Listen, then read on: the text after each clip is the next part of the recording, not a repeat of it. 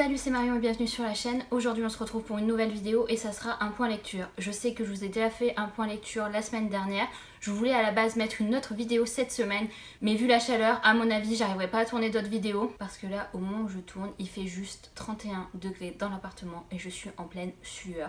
J'ai essayé de mettre un petit peu de lumière et un peu d'ombre histoire que je ne sue pas trop pendant cette vidéo, mais là je n'en peux plus, vivement qu'on ait un petit peu de vent au moins pour avoir un peu d'air parce que là c'est juste insupportable. Bon, passons aux choses qui nous intéressent après le petit point météo de la semaine. Donc dans cette vidéo je vais vous parler des 4 derniers romans que j'ai lus. Tout d'abord je vais vous parler de Miss You de Kate Eberlen aux éditions Nil, dont je vous mettrai la couverture juste ici. Je remercie NetGalley et les éditions Nil de m'avoir envoyé ce livre en format e-book. J'avais reçu ce livre avant sa sortie, je l'ai chroniqué juste la veille de sa sortie et je vous mettrai en barre d'infos le lien vers ma chronique écrite si ça vous intéresse. Dans ce livre, on va suivre deux personnages, Tess et Gus. À l'été 1997, juste après l'obtention de son bac, Tess décide de partir en vacances avec sa meilleure amie à Florence. À cette même période, à Florence, il y a aussi Gus qui est en vacances avec ses parents. Et à partir de ce moment-là, les deux personnages vont se croiser tout au long de leur vie, par de brefs instants, sans pour autant vraiment communiquer ensemble. Pourtant, leur vie va prendre deux chemins différents. En rentrant de ses vacances, Tess va avoir une terrible nouvelle qui va vraiment bousculer le cours de sa vie. Et Gus, de par son passé et sa situation familiale, va faire différents choix qui font qu'à chaque fois, ils vont se croiser, séparés par deux destins différents. Cependant, leur vie va tout faire pour les ramener l'un vers l'autre. Et c'est ce que nous allons voir au cours de leur existence. Je voulais absolument lire ce livre parce que le résumé m'avait vraiment plu. Et une fois que je l'ai terminé, j'ai eu un petit goût amer avec cette lecture.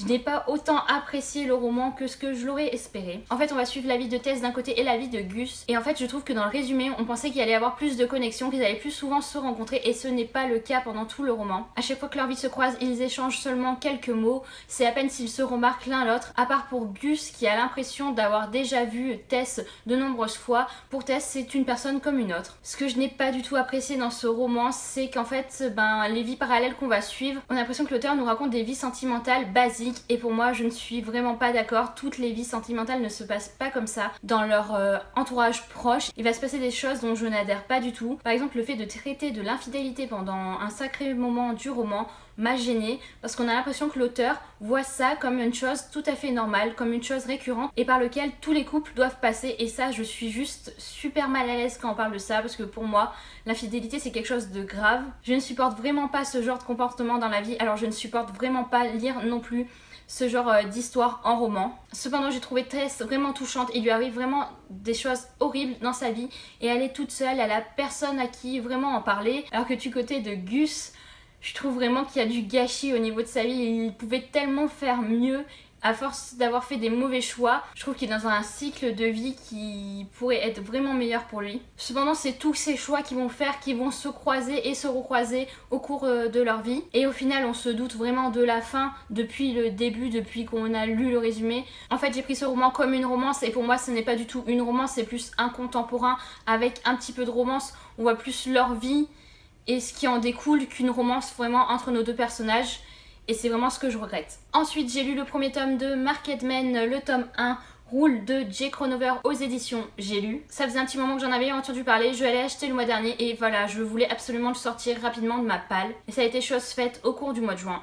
Et je ne regrette pas du tout cette lecture. Dans ce premier tome, on va suivre deux personnages, Shaw et Rule. Shaw est amoureuse de Rule depuis toujours. Et tous les opposent, Rule est rebelle, il est fêtard. Et Shaw est très classique. Elle fait des études et veut tout faire pour y arriver. Rule ne sait pas du tout que Shaw est amoureuse de lui depuis toujours. Il la considère comme une fille à papa, comme quelqu'un avec qui il n'a aucun atome crochu. Cependant, quelque chose va changer entre eux et va faire ouvrir les yeux de Rule sur Shaw. Et alors, il va la considérer d'une autre façon. Entre eux va naître une romance qui va les aider l'un et l'autre dans leur vie. Et on va voir s'ils vont pouvoir arriver à surmonter leurs différences et aller au-delà de leurs apparences pour se mettre ensemble. Je vais juste poser le livre parce que même en le tenant, j'ai super chaud, je suis désolée. Je vais répéter ça pendant toute la vidéo, vous en allez avoir marre. C'est une romance super agréable, super fluide. Franchement, j'ai été vraiment agréablement surprise par le style d'écriture que j'ai beaucoup aimé. J'ai pas trouvé qu'il y avait trop de scènes de sexe ou alors qu'elles étaient bien amenées. Elles sont pas là pour rien. Ça découle de leurs histoires, des péripéties, elles arrivent pas là pour faire genre on met une scène de sexe. J'aime beaucoup le personnage de Roule, que j'ai trouvé super sympathique, et j'ai aussi adoré le personnage de Shaw. Les deux personnages vont tellement bien ensemble, on adhère totalement au couple qu'ils vont former. J'ai adoré le fait de voir les autres personnages qu'on allait avoir dans les prochains tomes. Vu que tous les grands formats sont sortis, on sait déjà les prochains tomes sur qui ils vont être. Ça permet de se focaliser aussi sur les personnages secondaires et ils sont pas du tout mis de côté. On en sait beaucoup sur eux. Ils interviennent beaucoup dans l'histoire de Shaw et de Roule et ça c'est super agréable. Bon, par contre, ça ne révolutionne pas le genre de la romance. Je n'ai pas trouvé cette histoire d'amour super originale, mais je sais pas pourquoi, franchement ça fera partie d'une des meilleures romances que j'ai lues pour cette année 2017 jusqu'à présent. Je trouve la plume de l'auteur super agréable. Bon là c'est la traduction, je ne l'ai pas lu en VO, mais je trouve que c'est tellement fluide que je l'ai lu en même pas une journée. Je sais pas si je l'ai déjà dit d'ailleurs, la chaleur ça me perturbe. Et à la fin de ce premier tome, on sait que la suite va être sur Jet. Et bizarrement, même avant de lire ce second tome, je sais que ça va pas être le tome, à mon avis, que je vais adorer. Je sais pas pourquoi. Jet, c'est pas vraiment le genre de garçon qui va me plaire. Par contre, je sens que le troisième tome sur Rome, il me semble, c'est le frère de Roule, je sens que je vais aimer. Vous allez dire, la fille, elle sait à l'avance qu'elle va aimer ou pas.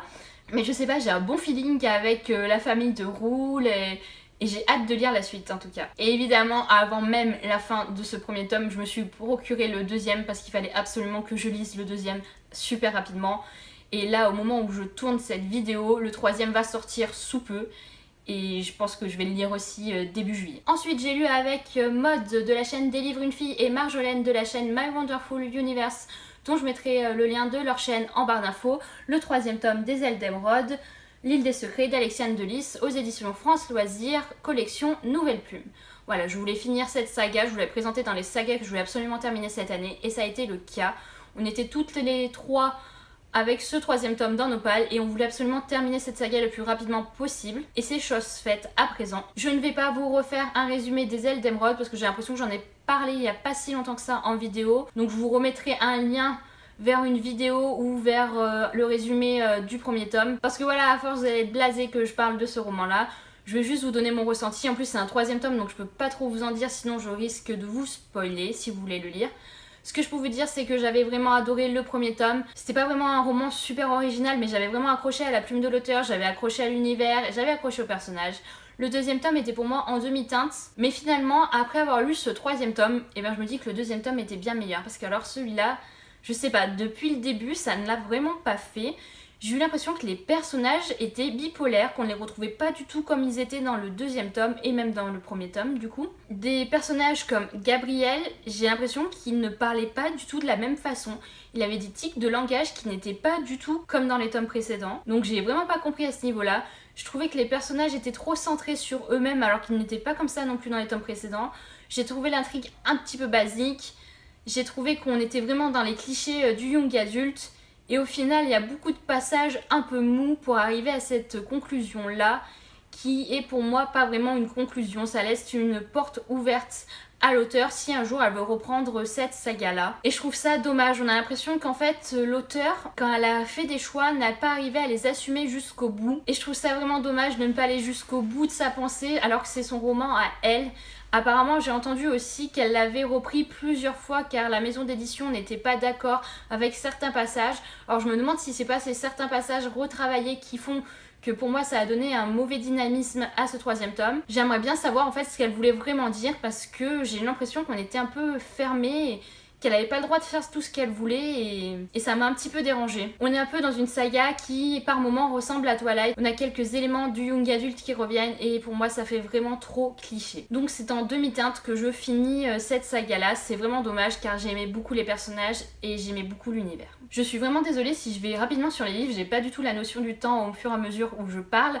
Il fait tellement chaud que j'ai l'impression que je parle depuis super longtemps. Voilà. Encore un point météo. Bientôt la vidéo est finie, j'ai plus qu'un livre à vous présenter et après je vais pouvoir me remettre devant mon ventilateur parce que si je vous le mets, en fait, vous ne m'entendez plus. Et donc dernier roman que je vous présente, il s'agit de The Effigies de Sarah Hawley aux éditions Lumen. Je l'avais acheté le mois de sa sortie, je l'avais trouvé en occasion donc j'étais vraiment contente et je l'ai lu et j'ai adoré. Ça n'a pas été un coup de cœur mais c'était pas loin du coup de cœur. C'est vraiment un livre avec un fort potentiel et oui, je serai là pour la suite de cette saga. Le monde est face à des attaques de spectres. Il y a 4 effigies qui ont des dons et qui vont combattre ces spectres. spectres. Quand une effigie meurt, une autre effigie prend le relais. Une personne lambda va alors devenir une effigie et va avoir alors tous les souvenirs de l'effigie qui vient de mourir. Et c'est le cas de Maya dans ce roman qui a 16 ans. Maya est une fan des effigies, elle parle souvent de ces jeunes filles sur le net.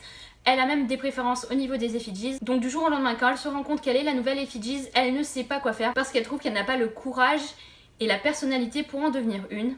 Cependant, elle n'a pas le choix, elle va devoir rejoindre les autres effigies pour combattre les spectres et ça va arriver bien plus vite que ce qu'elle ne pense. Elle va alors se rendre compte qu'en fait le groupe des effigies n'est pas du tout soudé et qu'elle a besoin de faire le lien entre les 3 autres filles pour combattre la grosse attaque qui est en train de se dérouler. Mais Maya a vraiment de mal à maîtriser ses pouvoirs pour le moment, vu qu'elle est effigie depuis seulement une semaine. Franchement, j'ai adoré ces 4 filles, elles ont toutes une personnalité, un pouvoir bien distinct. Et elles ont toutes une approche différente par rapport au fait que Maya devienne une effigie. Et j'ai l'impression que vraiment Maya devient le noyau dur de ce groupe parce que sans elle, les effigies ne seraient pas revenus ensemble pour combattre les spectres. Le monde dans lequel est Maya est le nôtre. Il y a des spectres depuis un certain temps, on ne sait toujours pas pourquoi ils sont là. Pourquoi du coup il y a eu des effigies pour les combattre. Et en fait on va voir qu'il y a de nombreux secrets autour des effigies et de ces spectres et qu'elles ne sont pas les seules en fait à pouvoir battre ces spectres. C'est vraiment un premier tome où on découvre l'univers mis en place par l'auteur avec une plume super agréable. C'est tellement fluide, on a envie de tourner les pages le plus rapidement possible. C'est une lecture qui se lit vraiment rapidement et je me suis dit pourquoi tu ne l'as pas lu dès que tu l'as eu entre les mains, mais là maintenant je vais devoir attendre le 2e tome et vu la fin j'ai vraiment envie de savoir la suite. Ça n'a pas été un coup de cœur pour moi parce que j'ai trouvé ce tome là plutôt trop introductif, même s'il y a beaucoup d'action, même si j'adore le personnage de Maya, mais je pense que la suite a tellement un bon potentiel que ça peut être un coup de cœur par la suite. Et franchement si vous ne connaissez pas The Effigies et si vous hésitiez à l'acheter, bah foncez parce que c'est vraiment un agréable roman. Voilà, mon update lecture est terminé, j'espère qu'il vous aura plu. Si vous avez lu un de ces livres, n'hésitez pas à m'en parler en commentaire et j'espère vous avoir donné envie de lire au moins un de ces romans. Sinon nous on se retrouve la semaine prochaine pour une nouvelle vidéo. Salut!